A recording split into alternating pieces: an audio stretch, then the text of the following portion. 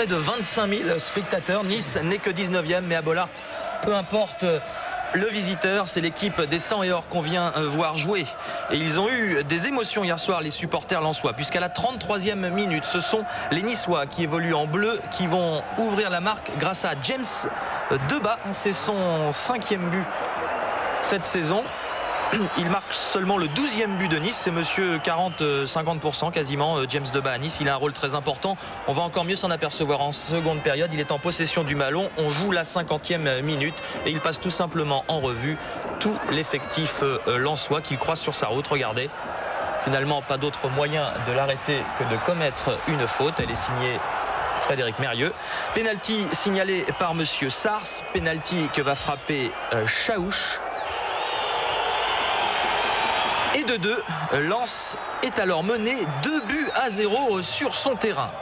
On se demande comment les Lensois vont terminer cette rencontre. Ils croient avoir réduit la marque sur cette tête de Foé à la suite d'un corner de Mérieux. Monsieur Sars refuse le but et il a tout à fait raison. L'image qui suit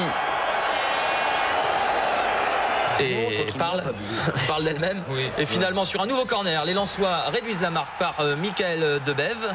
On joue la 73e minute. Il reste 16 minutes aux Lensois pour espérer au moins décrocher un point. Alors que l'on revoit cette phrase de Debève. Oui, il avait remplacé Régis et je crois que c'était même son premier ballon.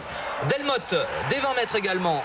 2-2, 74e minute. À peine 60 secondes plus tard, 60 secondes après le but de Debève, Slavo Mousseline a décidé de prendre tous les risques. Parce qu'avec Debève, il fait rentrer plutôt un joueur offensif à la place d'un défenseur. Et à la 93e minute, c'est-à-dire vraiment pendant les arrêts de jeu, à la suite d'une faute sur Camara, monsieur Sars désigne donc le point de pénalty et Frédéric Déhu va se charger de le transformer. Victoire à l'arraché de Lens 3-2. Lens va mieux depuis que Valem notamment et Camara sont revenus. Lens remporte sa 3e victoire consécutive et se hisse vers le premier tiers du tableau.